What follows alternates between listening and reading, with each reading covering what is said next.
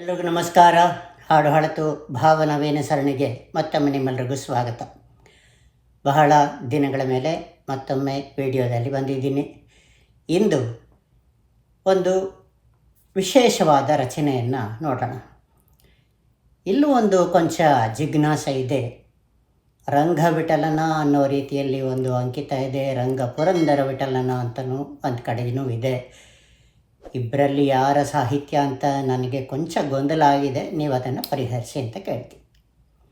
ಇರಲಿ, ಈ ಒಂದು ಸಾಹಿತ್ಯ ಯಾವ ರೀತಿ ಇದೆಯಪ್ಪ ಅಂದರೆ, ಮನುಷ್ಯನ ಗುಣಗಳ ಒಂದು ಲೇವಡಿ ಮಾಡ್ತಕ್ಕಂತಹ ಒಂದು ಸಾಹಿತ್ಯ. ಬಲು ಸೊಗಸಾಗಿದೆ. ಕುರುಡು ನಾಯಿ ಸಂತೆಗೆ ಬಂತಂತೆ. ಈ ಕುರುಡು ನಾಯಿ ಅಂದರೆ ಏನು? ಮೊದಲನೇದಾಗಿ ನಾಯಿನ ಕುರುಡು ಅಂತ ಹೇಳ್ತಾ ಇರೋದ್ರಿಂದ ಯಾರು ಪ್ರಾಣಿ ದಯಾ ಸಂಘಕ್ಕೆ ಕರೆ ಮಾಡದೇ ಇರೋದು ಒಳಿತು ಅಂತ ಅಂದ್ಕೊಂಬೋಣ. ಯಾಕೆಂದರೆ ಇತ್ತೀಚಿನ ಒಂದು ದಿನಗಳು ಬಹಳ ಸೂಕ್ಷ್ಮ ಆಗಿಬಿಟ್ಟಿದೆ, ಹಾಗಾಗಿ ಹೇಳಿದ್ದು. ಕುರುಡು ನಾಯಿ ಅಂದರೆ ಏನು ಅರಿವಿಲ್ಲದಂತಹ ಒಂದು ಪ್ರಾಣಿ, ಅಷ್ಟು ಮಾತ್ರ ತಿಳ್ಕೊಂಬೋಣ ಸದ್ಯಕ್ಕೆ. ಅಂದರೆ ಮನುಷ್ಯ ಪ್ರಾಣಿ ಅಂತ ಅರ್ಥ. ದಾಸರು ಏನು ಹೇಳ್ತಾರೆ ಅಂದರೆ, ಕುರುಡು ನಾಯಿ ಸಂತೆಗೆ ಬಂತಂತೆ. ಸ್ವರ್ಗಲೋಕದಿಂದ ಭೂಲೋಕಕ್ಕೆ ಬಂದಿದೆ. ಅಲ್ಲಿ ಜಾಸ್ತಿ ಜನ ಇಲ್ಲ, ಇಲ್ಲಿ ಸಂತೆನೇ ನೆರೆದಿದೆ. ಹಾಗಾಗಿ ಅದು ಕುರುಡು ನಾಯಿ ಒಂದು ಬಂದಿದೆ. ಕುರುಡು ನಾಯಿ ಅಂತ ಯಾಕೆ ಕರೀತಾರೆ ಅಂದರೆ, ಒಂದು ಮನುಷ್ಯ ಜನ್ಮತಾಳೆ ಕೆಳಗಡೆ ಬಂದಾಗ ಅವನಿಗೆ ಏನೂ ಅರಿವಿರೋದಿಲ್ಲ, ಸೊನ್ನೆ ಜ್ಞಾನ. ಯಾತಕ್ಕೆ ಬಂದೆ ಅಂತ ಗೊತ್ತಿಲ್ಲ, ಏನು ಮಾಡಬೇಕು ಅಂತ ಗೊತ್ತಿಲ್ಲ, ಯಾಕೆ ಹೋಗ್ತಾ ಇದ್ದೀನಿ ಅಂತಲೂ ಗೊತ್ತಿರೋದಿಲ್ಲ. ಒಂದೊಂದು ಸತಿ ಯಾವಾಗ ಹೋಗ್ತಾ ಇದ್ದೀವಿ ಅನ್ನೋದಂತೂ ವಿಷಯನೇ ಬಿಟ್ಕೊಳ್ಳೋಣ. ಈ ರೀತಿ ನಾನಾ ಒಂದು ಸನ್ನಿವೇಶಗಳು. ಕಾಲಕ್ರಮೇಣ ಅದು ಕಲಿಕೆ ಅನ್ನೋದರಿಂದ ಕಲಿತಾ ಸಾಕ್ತಾನೆ. ಆದರೆ ಕಲ್ತಿದ್ದನ್ನು ಯಾವ ರೀತಿ ಬಳಸ್ಕೋತಾನೆ, ಯಾವ ರೀತಿ ಬಳಸ್ಕೊಳ್ಳೋದಿಲ್ಲ ಇತ್ಯಾದಿಗಳ ಮೇಲೆ ಆ ಕುರುಡು ನಾಯಿ ಅನ್ನೋದು ಕುರುಡಾಗೇ ಉಳಿಯುತ್ತೋ ಕಣ್ ತೆರೆಯುತ್ತೋ ಅದು ಅವಲಂಬಿತ. ಕುರುಡು ನಾಯಿ ಸಂತೆಗೆ ಬಂತಂತೆ. ಅದು ಯಾಕೆ ಬಂತೋ ಗೊತ್ತಿಲ್ಲ. ಮುಂದೆ ಹೇಳ್ತಾರೆ, ಖಂಡ ಸಕ್ಕರೆ ಹಿತವಿಲ್ಲವಂತೆ, ಕಂಡ ಎಲುಬು ಕಡಿದೀತಂತೆ, ಹೆಂಡಿರ ಮಕ್ಕಳ ನೆಚ್ಚೀತಂತೆ, ಕೊಂಡು ಹೋಗುವಾಗ ಯಾರಿಲ್ಲವಂತೆ. ತುಂಬ ಸರಳವಾಗಿದೆ, ವಿಶೇಷವಾಗಿದೆ ಕೂಡ. ಖಂಡ ಸಕ್ಕರೆ ಅನ್ನೋ ರೀತಿ ಏನು ಹೇಳ್ಬೋದು ಅಂದರೆ, ಆಹಾರ. ಸಕ್ಕರೆ ಅಂದರೆ ಒಂದು ಆಹಾರ ಅಂತ ಅರ್ಥ ಮಾಡ್ಕೊಬೋಣ. ಬೇಕಾದ ತಿನ್ನತ್ತೆ, ಆದರೆ ಬೇಕಾದ ಸಿಗ್ತಾ ಇದೆಯಲ್ಲ ಅನ್ನೋ ಒಂದು ಸಂತೋಷ ಆಗಲಿ ಒಂದು ಆನಂದ ಆಗಲಿ ಇಲ್ಲ, ತೃಪ್ತಿ ಅನ್ನೋದು ಇಲ್ಲ. ಹಾಗಾಗಿ ಅದು ಎಲುಬು ಕಡಿಯುತ್ತಂತೆ. ಅಂದರೆ ಮತ್ತೊಂದು ಆಹಾರಕ್ಕೆ ಹೋಯಿತು. ಸಕ್ಕರೆ ಅನ್ನೋದು ರುಚಿಕರ, ಎಲುಬು ಅನ್ನೋದು ರುಚಿ ಇಲ್ಲದ್ದು. ರುಚಿಕರವಾದದ್ದೇ ಸಿಕ್ಕಿದ್ರು ಕೂಡ ಅದು ಹಿತ ಇಲ್ಲ ಅಂತ ಹೇಳಿಬಿಟ್ಟು ರುಚಿ ಇಲ್ಲದೆ ಇರೋದಕ್ಕೆ ಹೋಗ್ತಾ ಇದೆಯಾ ಅಂದರೆ ಅರ್ಥ ಏನಪ್ಪ ಅಂದರೆ, ಅದಕ್ಕೆ ಜ್ಞಾನ ಇಲ್ಲ. ಯಾವುದು ಒಳಿತು ಯಾವುದು ಬೇಡದ್ದು ಅನ್ನೋದು ಅದಕ್ಕೆ ಗೊತ್ತಿಲ್ಲ. ಕಾಲಕ್ರಮೇಣದಲ್ಲಿ ಮದುವೆ ಅಂತ ಆಗಿ ಹೆಂಡತಿ ಮಕ್ಕಳನ್ನು ಕೂಡ ನೆಚ್ಕೊಂಡೇ ಕೂತ್ಬಿಡ್ತಂತೆ. ಅಂದರೆ ಪರಿಜ್ಞಾನ ಬೆಳೆಸ್ಕೊಳ್ಳಿಲ್ಲ, ಇನ್ನೊಬ್ಬರ ಮೇಲೆ ಅವಲಂಬಿತ ಅನ್ನೋದನ್ನು ಅರ್ಥ ಮಾಡ್ಕೋಬೇಕು.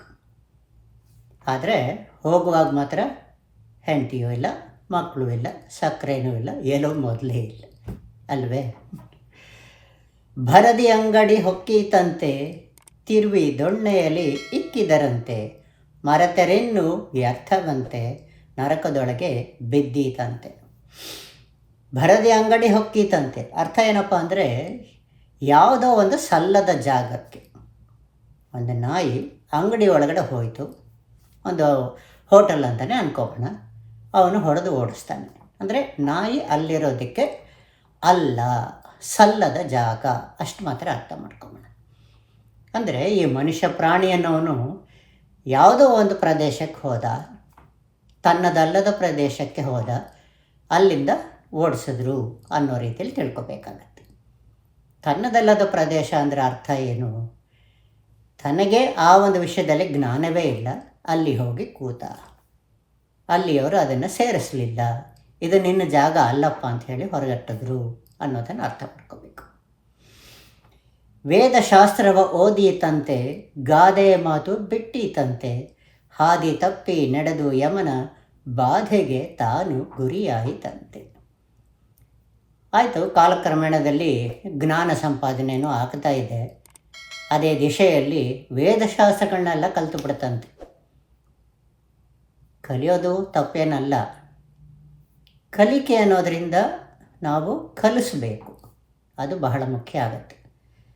ಕಲಿಯೋದು ಕಲಿಸೋದು ಒಂದು ಧರ್ಮ, ಬರೀ ಕಲಿಯೋದು ಅಲ್ಲ, ಅಥವಾ ಬರೀ ಕಲ್ತ್ಕೊಂಡೇ ಬೇರೆ ಯಾವುದಕ್ಕೂ ಉಪಯೋಗಿಸದೇ ಇರೋದು ಉಪಯುಕ್ತವಲ್ಲ. ಸದ್ಯಕ್ಕಿಲ್ಲಿ ವೇದಶಾಸ್ತ್ರಗಳನ್ನ ಕಲ್ತಿದೆ, ಆದರೆ ಏನೂ ಬಳಕೆ ಮಾಡ್ತಾ ಇಲ್ಲ, ಮತ್ತೊಬ್ಬರಿಗೆ ಹೇಳ್ಕೊಡ್ತಾನೂ ಇಲ್ಲ. ಆದರೆ ತಾನೇ ಪಂಡಿತ ಅನ್ನೋ ರೀತಿಯಲ್ಲಿ ಬಿಹೇವ್ ಮಾಡಿಕೊಂಡು ಅಹಂಕಾರಿ ಆಗಿದೆ, ನಾಯಿ ಪ್ರಾಣಿ ಅಂತ ಅರ್ಥ ಮಾಡ್ಕೊಳ್ಳೋಣ.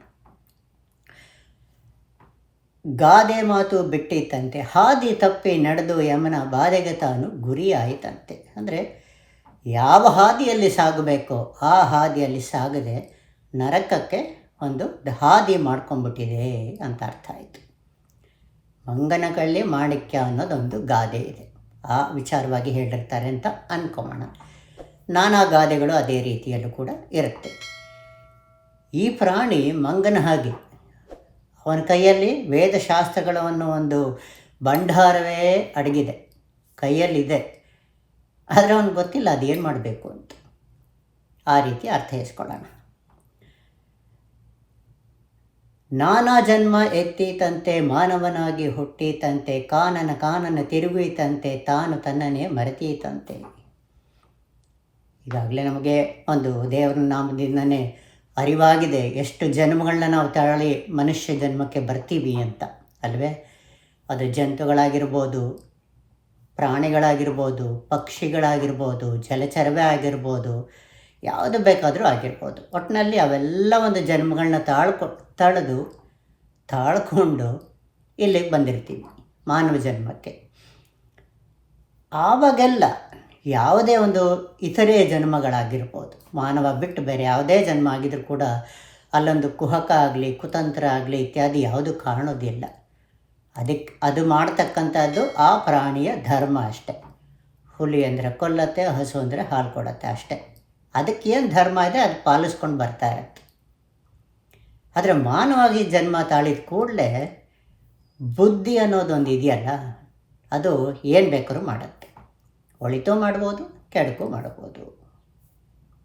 ಕಡೆಯಲ್ಲಿ ಹೇಳ್ತಾರೆ, ಮಂಗನ ಕೈಲಿ ಮಾಣಿಕ್ಯದಂತೆ, ಹಾಂಗೂ ಹಿಂಗೂ ಕಳೆದೀತಂತೆ, ರಂಗ ವಿಠಲನ ಮರೆತೀತಂತೆ, ಭಂಗ ಬಹಳ ಪಟ್ಟೀತಂತೆ. ಇಷ್ಟೆಲ್ಲ ಮಾಡ್ತು ಪ್ರಾಣಿ, ಆಯ್ತಲ್ಲ. ಆದರೆ ಏನು ಮಾಡ್ತು? ಏನೆಲ್ಲ ಜ್ಞಾನ ಸಂಪಾದನೆ ಆಗಿ, ಏನೆಲ್ಲ ವಿಚಾರಗಳನ್ನ ತಿಳ್ಕೊಂಡು, ಬೇಕು ಬೇಡದನ್ನೆಲ್ಲ ಅರ್ಗಿಸ್ಕೊಂಡು ಎಲ್ಲ ಮಾಡ್ತು, ಸಂತೋಷವೇ. ಆದರೆ ರಂಗವಿಠಲನ್ನೇ ಮರೆತು ಬಿಡ್ತಂತೆ. ಮತ್ತೊಂದು ಸಾಹಿತ್ಯದಲ್ಲಿ ನಾವು ಆಗಲೇ ಹೇಳ್ದಂಗೆ ರಂಗ ಪುರಂದರ ವಿಠಲ ಅಂತ ಬೇರೆ ಸೇರಿಸಿದ್ರು, ನನಗೆ ಗೊತ್ತಿಲ್ಲ. ಇರಲಿ, ಒಟ್ಟಿನಲ್ಲಿ ದೈವವನ್ನು ಮರೆತ ಪ್ರಾಣಿ ಇದು ಅಂತ ಅರ್ಥ ಮಾಡ್ಕೊಳ್ಳೋಣ. ಬಲು ಸೊಗಸಾದ ಒಂದು ಲೇವಡಿ ರಚನೆ ಅಂತಲೇ ಹೇಳ್ಬೋದು. ಹೆಚ್ಚು ಕಮ್ಮಿ ಏನಪ್ಪ ಅಂದರೆ ಈ ಒಂದು ಸಾಹಿತ್ಯ ಓದ್ತಾ ಇದ್ದಾಗ ಅನಿಸತ್ತೆ, ನಮ್ಮನ್ನೇ ನಾವು ಕನ್ನಡಿಯಲ್ಲಿ ನೋಡ್ಕೋತಾ ಇದ್ದೀವ ಅಂತ. ನೀವೇನಂತೀರಿ?